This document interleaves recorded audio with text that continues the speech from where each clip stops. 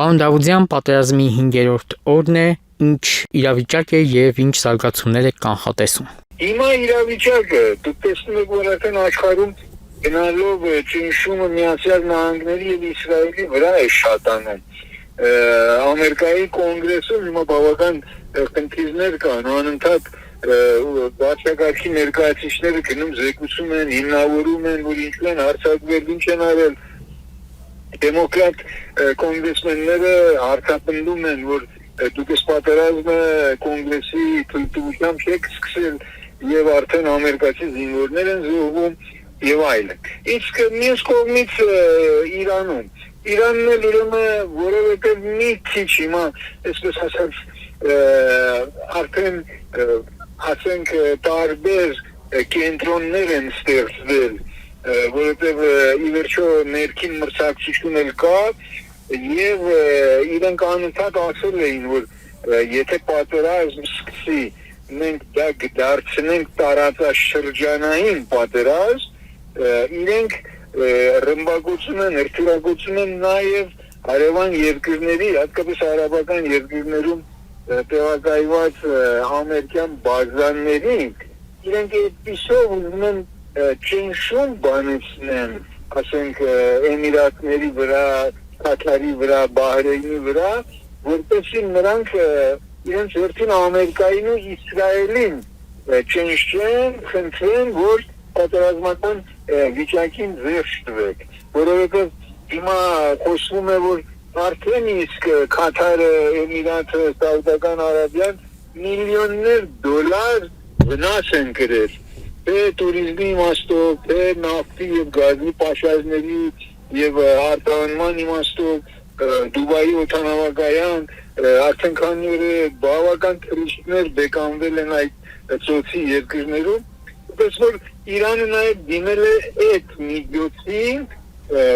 Իրանը թե հրթիռակոծում է արաբական երկրների, հիմնականում ամերիկյան բազաները եւ թե Իսրայելը, հույսով որ կարողանա ճնշում բանեցնի Միացյալ Նահանգների վրա։ Թրամփը դեռ առաջին օրերին անդրադառնալով պատերազմի ժամկետներին նշել էր, որ մարտական գործողությունները կարող են շարունակվել հաջորդ 4 շաբաթների ընթացքում։ Իրատեսական ժամկետ է եւ արդյոք Իրանը կարողանում է դիմադրել։ Չի կարող երկարատևի վրա դիմակայել, որովհետեւ հիմա Միացյալ Նահանգները եւ Իսրայելը անընդհատ ռմբահարում են Իրանի ռազմավարական կենտրոնները, զինվորական, ոստիկանական կենտրոնները եւ եթե դուք հիշեք Միացյալ Նահանգների նախագահան, Իսրայելի վարչապետը եւ Իրանի ընդդիմադիրներից գահանքեց արքայի որդի Ռեզա Փահալավի։ Այդ երեքը որ ուղղեցին Իրանի քաղաքացիներին, որ դեռ դուրս մի եկեք ցույցի, միջև որ ամբողջ այդ ոստիկանական ճնշող այդ համակարգի կենտրոնները մենք ոչնչացնենք, հետո այդ ժամանակ դուք դուրս եկեք ցույցերի եւ արդեն կառավարությունը, իշխանությունը դուք վերցրեք։ Իրենք այդպիսի մի կոչ էին եղել եւ հիմա էլ մենք տեսնում ենք, օրինակ Իսրայելի կառավարության պարսկերեն լեզվով կայքեջը անընդհատ պայթեցված ոստիկանական բաժինների լուսանկարն է դնում, որ տեսեք սիրելի իրանցիներ, մենք արդեն ոստիկանական բաժինները պայթեցրել ենք, որպեսզի դուք եթե դուրս եք գալու ցույցի, ոստիկանները չկարողանան ձեզ հալածել։ Մյուս կողմից մի վտանգավոր իրավիճակ, որ ստեղծվել է, Իսրայելը նաև շատ սաստիկ կերպով ռմբակոծում է Իրանի արևմտյան սահմանների, Թուրքիա եւ Իրաքի սահմանների ուրեմն ռազմական կենտրոնները, որպեսզի հեշտացնի զինված քրդական խմբերի թափանցումը դեպի Իրան, որովհետև մենք գիտենք, որ Իրանի Քուրդիստանի որոշ կուսակցություններ, որոնք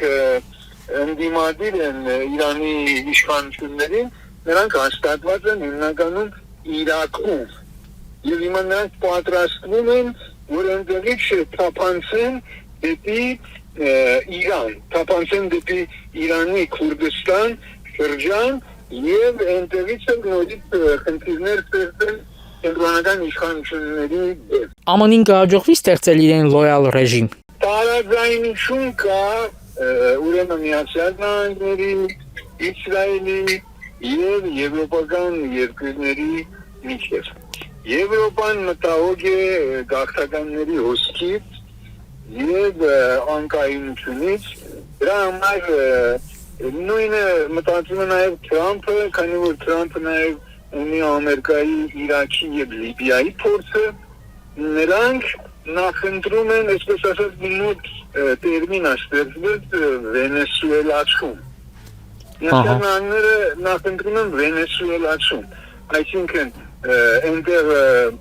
Մադուրային հեռացրեցին, այստեղ առաջնորդ Խամենեուն ոչնչացրեցին, հիմա մտածում են ներսից ավելի այսպես բարեփոխական իշխանություններ կան, որոնք իրենց հարաբերությունները կարգավորեն արևմուտքի հետ։ Խոսվում է, քանի հատ անուններ տրվում է, եթե իշեք Թրամփն էլ ասեց, եթե այլընտրանք ունեմ Իրանի համար, բայց դեռ անուններ չեմ տալիս։ Իսրայելը ուզում է, որ ամեն գնով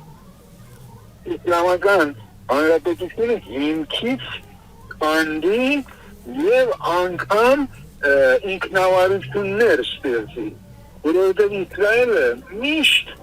մտահոգ է, Իսրայելը միշտ բախում է, որ իսլամական երկրները մի օր իր համար խնդիր կստեղծեն։ Դրա համար ինքը հզոր մեծ Իրանից, իսլամական Իրանից վախենում է եւ նախընտրում է տրողվի Իրանը։ Դրա համար Իսրայելը օգնում է ուրեմն Իրաքի քուրդերին, Իրանի քուրդերին եւ ուզում է, որ քուրդերը Իրանում ինքնավարություն ունենան։ Քուրդերից հետո կգա քուրդախոսների, Ադրբեջան նահանգի ազերիների խնդիր։ Նրանք են երկկողմած են։ Մի մասը հավատարիմ են Իրանի կենտրոնական իշխանության, իսկ մի մասը կողմ են ուրեմն դաշնակցային Իրանի, այսինքն ուզում են, որ իրենք էլ ինքնավարություն ունենան։ Այդտեղ բավարարվելու քուրդերով եւ ազերիներով։ Հաջորդը կլինեն արաբները, որտեղ մենք դեպի ուրեմն արաբ արևմուտք Իրաքի սահմաններում Իրանին մենք ունենք մեծ թվով արաբներ։ Հետո դա Պակիստանի սահմանի բալուչները։ Այնպես որ դա շատ վատ սցենար կլինի Իրանի համար եւ Հայաստանի շահերից չի բխում։ Իմ կարծիքով Հայաստանի շահերից է բխում, որ Իրանի տարածքային ամբողջականությունը պահպանվի եւ առանց ցնցումի սահուն սերնդափոխություն լինի եւ ընդ ներքից բարեփոխական իշխանություն լինի։ Դա կլինի իդեալական։ Այլապես տրոհումը եւ քաղաքացիական պատերազմը դրանք նաեւ մեր վնասին կլինեն Ղարաբաղի անկայունության գաղթականների վտանգի իմաստով։ Բայց նաեւ դուք ասում եք, որ Իրանը Վենեսուելա չէ։ Վենեսուելա չէ այն իմաստով, որ կուր պետություն ունի, որտեղ տեսակ Վենեսուելայում անմիջապես մյուսները համաձայնվեցին եւ այսպես կոպիտ ասած դավաճանեցին իրենց նախագահին, բայց մենք Իրանի հանրապետության ղեկավարների մոտ, նախարարների մոտ, ասենք դեռ ոչ մի այսպես տրոհում չենք տեսել, այսինքն քանի ամսվա մեջ կամ հատկապես վերջին օրերի մեջ դեռ որևէ իրանցի պաշտոնյայի չենք տեսել, որ ասենք ապաստանություն խնդրի ուրիշ երկրում, ապաստանություն խնդրի որևէ դեսպանությունում, համակարգը դեռ կուր է։ Այդ իմաստով ասել ենք, որ Վենեսուելայի նման չի։ ՀՀ իշխանություններին քննադատում են, թե տարածաշրջանը եռում է, իսկ դուք կարկանդակ եք ուտում։ Արդարացի են նման քննադատությունները, եւ արդյոք ճիշտ են իրենց պահում ՀՀ իշխանությունները։ Հիմա տեսեք հայկական առանձն էլ ասում է, որ պետք չի ամենտեղ մեջտեղ լինես եւ առաջինը դու լինես։ Ես դեմ չեմ, որ մի քիչ պահպանողական լինենք։ Իհարկե, եթե ականին են, որ Հայաստանի ղեկավարները դա այսպես պահպանողական են, մտահոգ են, անգամ զարմանալի է, որ ասենք հարևան երկրի ղեկավարի այդ վիճակով սպանությունը իրենք ժամեր հետո, համարյա 24 ժամ հետո կավակցություն հայտնեցին։ Դա ընդունելի չէր, որտեղ ասենք առավոտյան ժամ 5-ին արդեն լուր եղել էր, որ առաջնորդին սպանել են, եւ մեր անվտանգության խորհուրդը ժամ 10-ին կարծում եմ կամ ավելի շուտ 9-ին նույնիսկ դեր ունեցել եւ արդեն տեղյակ էին, որ Խամենեին սպանվել է, բայց հայտարարության մեջ երկրի ղեկավարի անունը չէին տարել։ Այո, Հայաստանի վարչապետը համարյա 24 ժամ հետո կոնկրետ երկրի ղեկավարի սպանությունը ծավալցեց։ Հետո մյուս կողմից էլ մենք պետք է նկատի ունենանք, որ երկրի գործող ղեկավարի սպանությունը դա համարյա թե աշխարհում աննախընթաց է։ Սպանել, առևանգել։ Մենք ունենք Վենեսուելայի նախագահի դեպքը, որ Միացյալ Նահանգներն է առևանգել։ Մենք ունենք Իրանի դեպքը, որ Իսրայելը եւ Միացյալ Նահանգները միասին ոչնչացրել են երկրի ղեկավարին։